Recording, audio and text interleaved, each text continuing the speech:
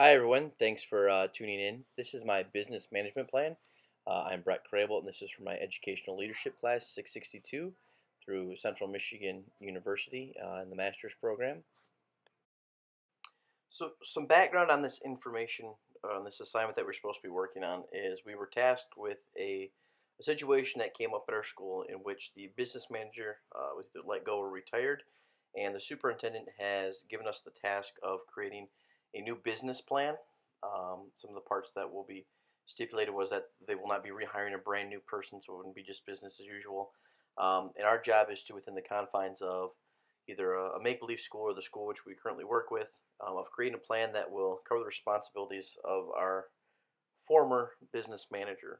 For the purposes of this assignment, I tried to loosely base it off the school in which I currently work at, as far as getting the background information from what the responsibilities were, but not all the characters necessarily involved are ones that will be reflected in the presentation later on.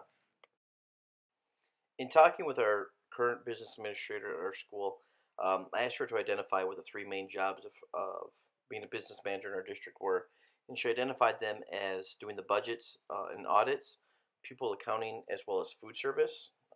And then we kind of broke apart budgeting as being the most important and broke that down into three various job responsibilities. So the question then became, where do we assign these new duties that are going to be delegated to other people, and what oversight will there be? The primary goal from here was to take a look at which remaining administrative staff we still had and to identify their strengths and to put them in a position that would make them the most successful. My plan revolves around breaking apart the job responsibilities and assigning the remaining staff that is there. In an effort to provide a smooth transition, one of the first ideas I had was to talk to the newly retired person, see if they'd be willing to come back on a contractor independent type of role in which they'd still provide services, but they wouldn't be considered technically an employee of the district. This is something we've used several times in the district, whether it's title services, teachers, bus drivers. That's been beneficial to both parties. The other idea was that if the person did not agree to it, this is our plan B, was to consult with any other nearby neighboring districts to see if they would be willing to, for a less than salaried employee fee, being able to share those services. The types of accounts would be similar. Um, it'd just be kind of punching your numbers in based on whatever accounts we had and then assigning those duties to the administrative staff that remains. This new consultant, I'm going with the assumption they agreed to come back. We've had pretty good success with it in the past.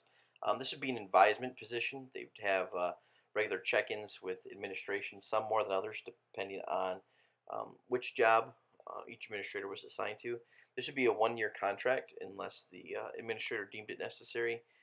Could also be depending on when the next audits, since there's one yearly, perhaps it'd be a two-year contract, just to make sure that everything was as needed in order for us to make sure we were compliant with any and all laws and accounting and numbers and figures.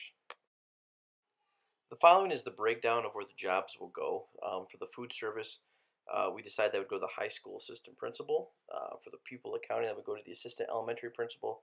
And the budgeting audits, which would be broken into three different parts, would go to the three building principals.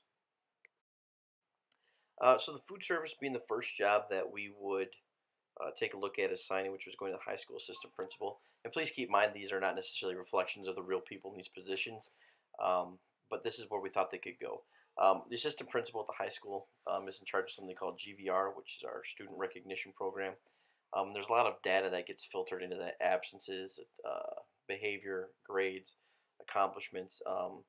And because of that, it's a natural fit with the amount of organization and spreadsheets that's used. Um, and that's a lot of what the purchasing in food service is that this would probably be a good fit for that position. Also, it's the least amount of work, and currently right now the high school administrator is the least experienced, so it wouldn't be adding too much to their plate too soon.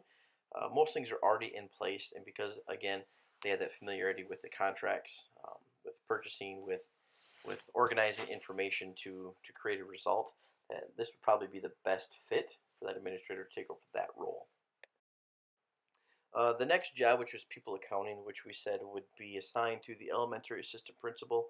Um, we are a very data-driven school, and because of that, we were always currently looking at trends in data, and he is at the forefront of that particular thing, as well as uh, the elementary school is more involved. They have a lot more legislation for them. For example, there's a new law passed for 2018 or 2019 about third grade reading proficiency levels, and he's in charge of working with the title teachers to work with all the interventions because he has so much experience in working with students and the number of students and breaking down students and what's happening trends as far as transient students, online students.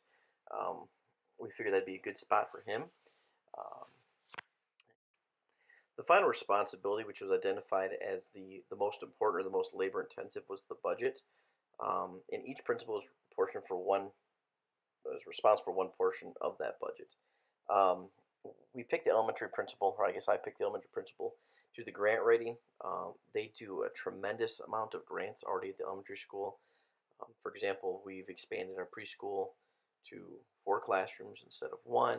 The amount of technology that they get, um, she has a lot of experience in doing so, and our kids are better for it. So, in order to put her in a position that we thought would be most beneficial, would be allow a person that has done the most grant writing, that has experience doing so, is also quite well known throughout the district, um, is being our person who would take care of the grants.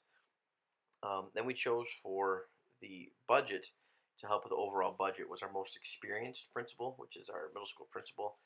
Um, he's been through uh, several different superintendents, kind of been there through high economic times, low economic times, kind of understands the bigger picture of what needs to happen in order for the school to remain viable. And he is the closest to retirement, so it would be kind of a going back to the younger high school assistant principal, be kind of a nice transition, start assuming some of those responsibilities and working in conjunction with him. And then we said the high school principal would be a great fit for debt retirement. Former math teacher, very good with numbers, is our current curriculum director, has taken charge in that regard. Uh, Also, central office being located in the high school would give her access to being able to work with the people who currently work um, directly under the business manager. It would also, with debt retirement being one of the largest constraints on the budget, would be able to allow her to work closely with the superintendent and provide up to date and accurate numbers that would be used in creating the budget. I want to thank everyone and anyone who may have listened to this project. Um, this is my first attempt at Movie Maker, so hopefully it went okay. Definitely some room to improve and work on some things. Please keep in mind that this is a fictional scenario, and that any likeness or anything like that to anyone is completely coincidental. Just trying to take using my district kind of as a template for where things could go. Especially after looking at other people's responses and videos. Everybody took this assignment a different way, and I've enjoyed those reflections. So hopefully you've enjoyed mine. Thank you for a great EDL 662 class, and good luck.